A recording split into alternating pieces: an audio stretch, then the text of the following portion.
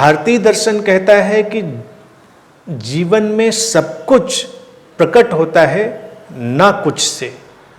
Everything emerges out of nothing, nothingness. जो कुछ नहीं है यानी कि अनमैनिफेस्टेड है, उससे ही सब कुछ प्रकट होता है। फल पेड़ में एक दिन अचानक आ गया, उसके पहले फूल आया था, फूल भी अचानक आ गया, अचानक फिर एक दिन पेड़ भी आया था और फिर अंकुर भी अचानक आया था। सब कुछ हम देखें तो कहीं से चला आ रहा है।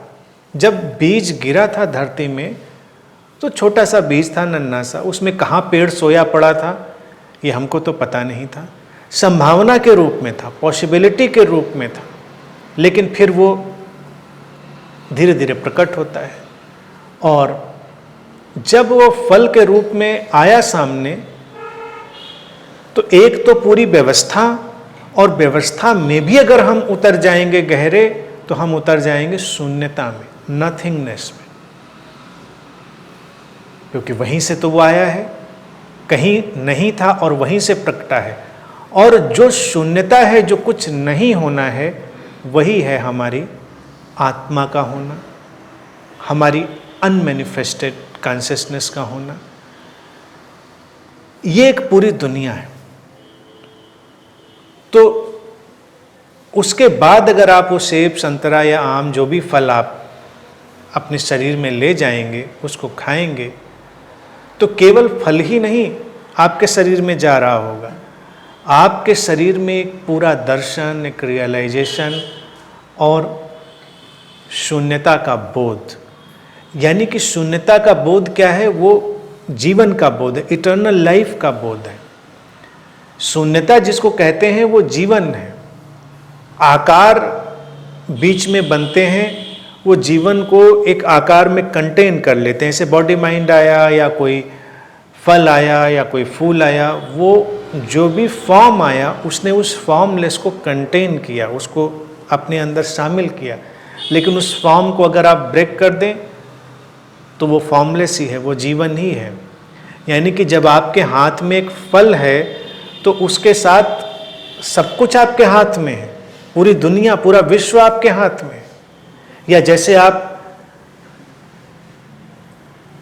पानी के बुलबुले देखें या कभी बच्चे जो साबुन के बुलबुले बनाते हैं उनको देखें, वो अलग आकार में इसलिए दिखाई देते हैं क्योंकि उसमें एक लेयर बन गई है, लेकिन उनके सबके अंदर एक हवा है। उनको फूटने दें और फिर तुमको कोई आकार नहीं दिखता और कहीं कोई सीमा और कहीं कोई विभाजन नहीं दिखता। सब एक ही फ्लो है, एक ही जीवन है। तो चाहे वो फल में कंटेन हो, एक इंसान के शरीर में कंटेन हो, पेड़ में कंटेन हो, कहीं भी वो हो, वो है एक ही जीवन जो अलग अलग आकारों में, अलग अलग रूपों में प्रकट हुआ है। तो तुम पूरे जीवन को ही अपने अंदर लेते, और ये चीज तुम्हें पूरी तरह बदल सकती।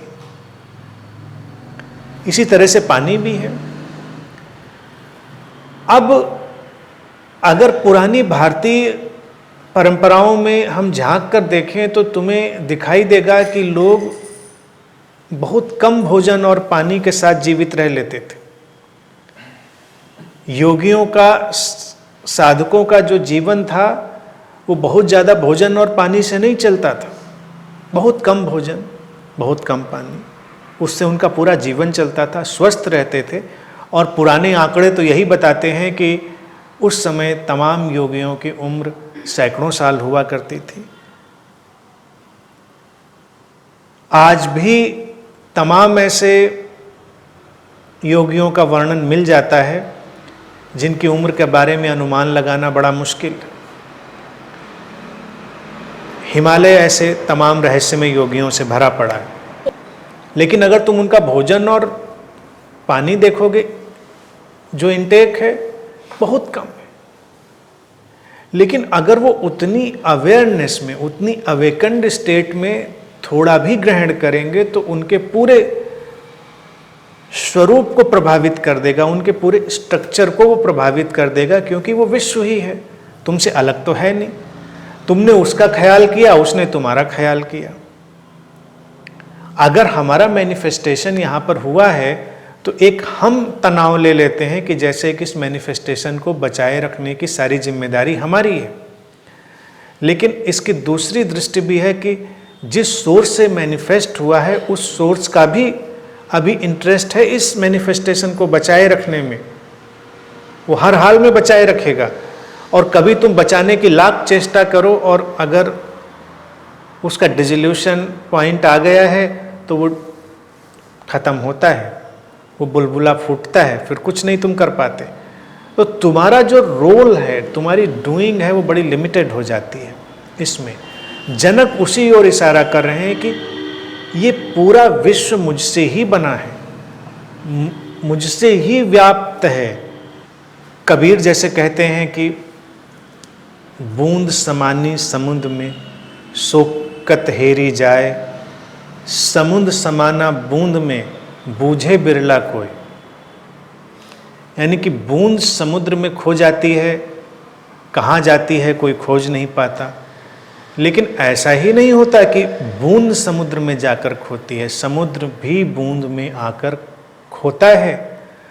और इसको देखने के लिए बड़ी विलक्षण दृष्टि चाहिए। कभी कभी कोई देख पाता है इस व्यवस्था को कि हाँ, ऐसा भी है कि इस बूंद में भी पूरा का पूरा समुद्र शामिल है।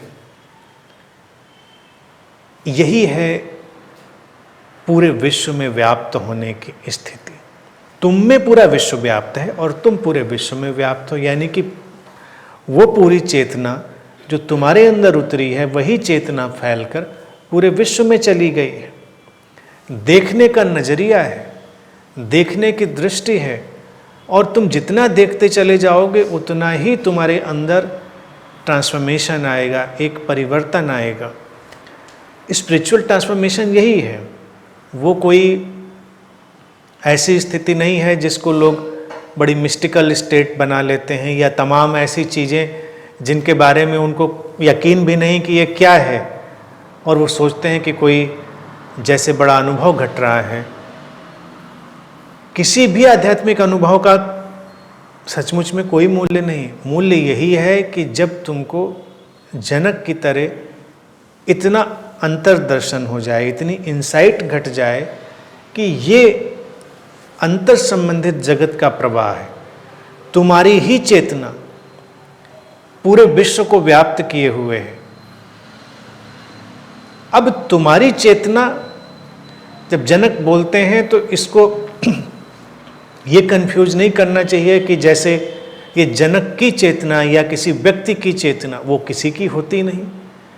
जैसे मैंने कहा कि बुलबुले में जो हवा है वो किसी की नहीं होती। अगर एक बुलबुला भी कहे, मान लीजिए पानी का जो बुलबुला, पहले बुलबुले का उदाहरण भी जनक दे चुके हैं, धीरे धीरे अलग अलग उदाहरण लेकर आ रहे हैं जिससे बातें समझी जा सके। तो अगर बुलबुला भी यही कहे कि मेरी हवा से ही पूरा विश्व व्याप्त है, तो वो गलत तो नहीं कहेगा, वो तो है ही है व्याप्त। तो जब वो कहते हैं कि मुझसे ही पूरा विश्व व्याप्त है, तो वो अपने अंदर के उस इटर्नल लाइफ, अपनी अंदर की उस शाश्वत जीवन की घटना के प्रति इशारा कर रहे हैं। वो किसी इंडिविजुअल ईगो की बात नहीं कर रहे हैं, ये व्यक्तिगत ईगो की बात नहीं है जो सेपरेट एंटिटी की तरह से महसूस कर रहा है। ये भीतर का वो रियलाइजेशन है जो उस अनंत जीवन यानी कि इटर्नल लाइफ को महसूस कर रहा है। तो बड़ा ही स्पष्ट रियलाइजेशन है वो कि जो जीवन मेरे भीतर है वही तो चारों तरफ है, और तो कुछ होने का उपाय नहीं।